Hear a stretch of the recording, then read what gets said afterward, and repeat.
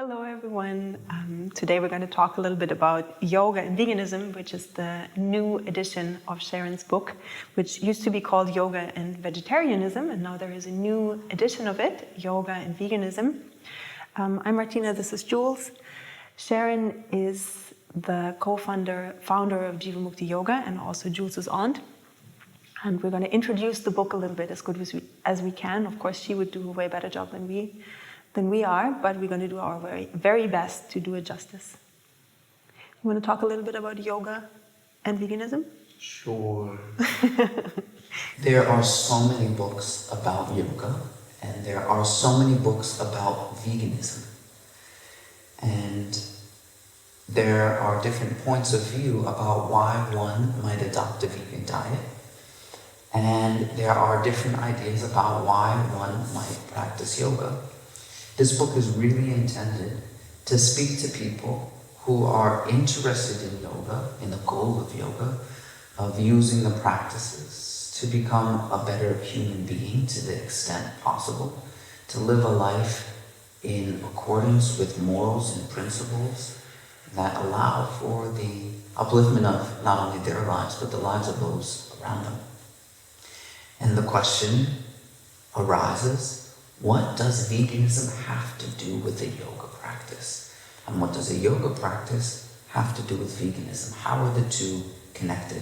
And that's really the basis for this book, the discussion between the meeting place of these two profound practices.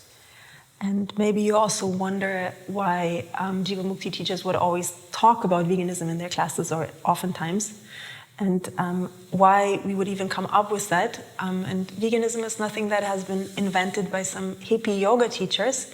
It's actually been invented by Patanjali, or it's even mentioned in the scriptures. That's also the argumentation that Sharon is conducting in that book.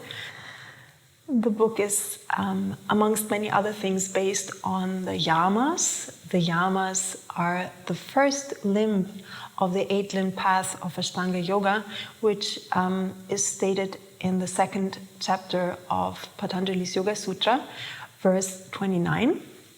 And the yamas are basically rules of conduct when it comes to interaction with other beings.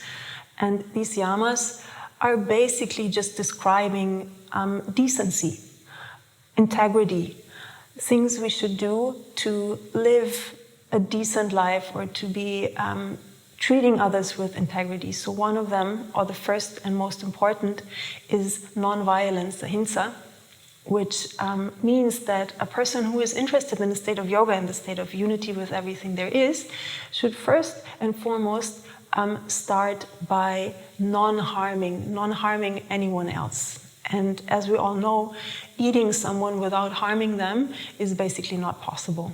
Then there is another one which is called asteya. We shouldn't steal from someone else, which is also pretty straightforward. We shouldn't take anything that doesn't belong to us. So when it comes to animals, we shouldn't take away their eggs, we shouldn't take away their babies, we shouldn't take away their lives, which is also stealing. And then there is another one that is called satya, which means we should be honest, we shouldn't lie. And maybe you're familiar with that. Oftentimes, if you go to a shop or somewhere, if you buy a package of meat, there is a smiling pig on it, or an animal that is super happy. Oftentimes they're even like in between a bun of burgers and being totally happy about that. So that's a thing that is not really honest, and also just the terminology of calling animal flesh, meat is also not honest. Then there is aparigraha, meaning that we shouldn't hoard, we shouldn't take now for later. So we shouldn't take away from others, we shouldn't take more for us than we need, actually. And that's another thing. So we take away all these things. We wear leather, we wear fur. We take all these things that we definitely don't need because there are so many alternatives to that.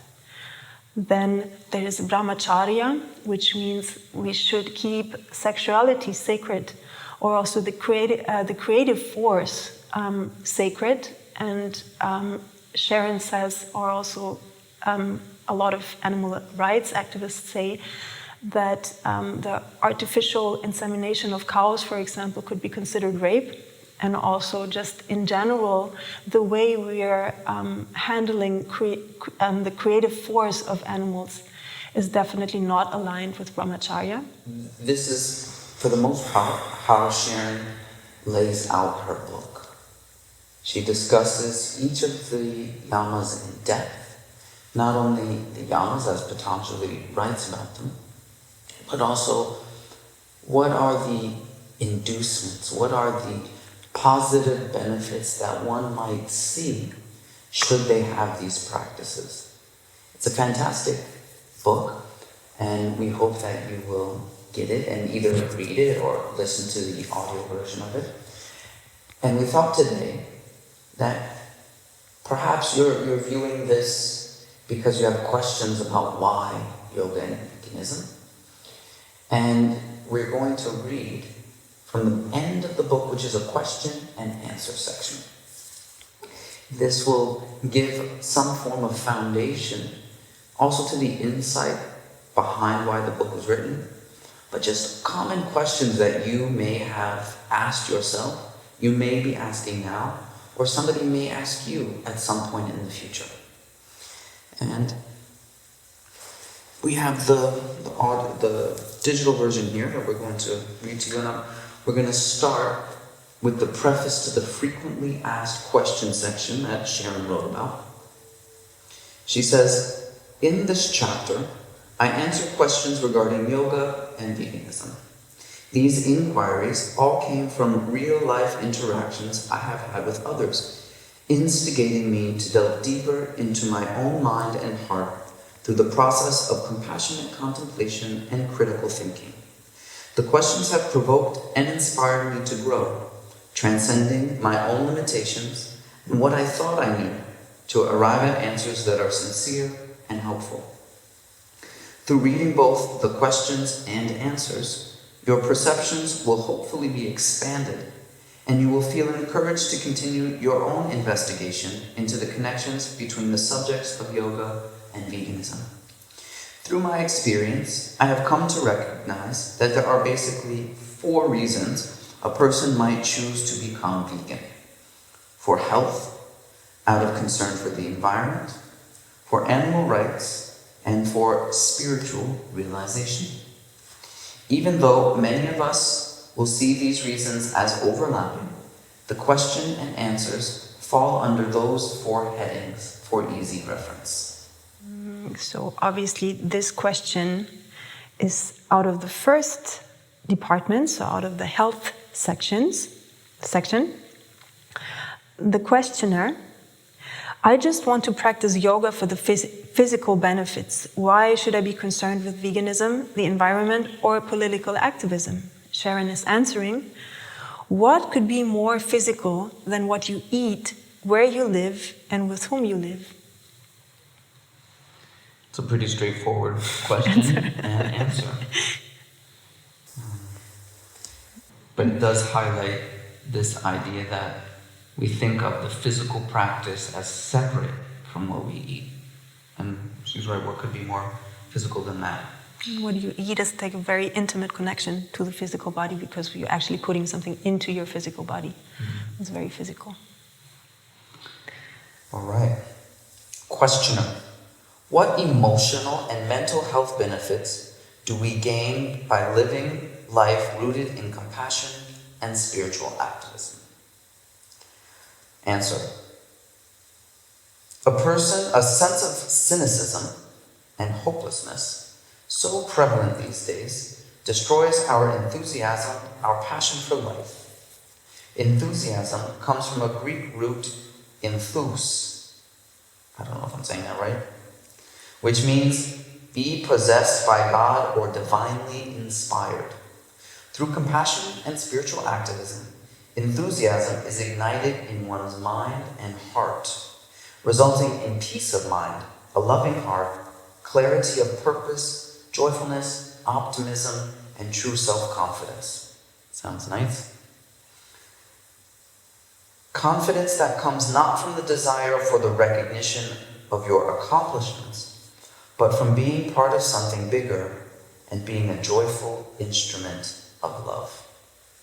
The next one is out of the environment compartment. Question here: how can being a vegan environmentalist contribute to living in harmony with the earth? Sharon is answering: when your actions are motivated by a desire to enhance the lives of others and even to enhance the earth herself, then you begin to glimpse your true cosmic potential as a member of the universe. You consider your actions before you take them.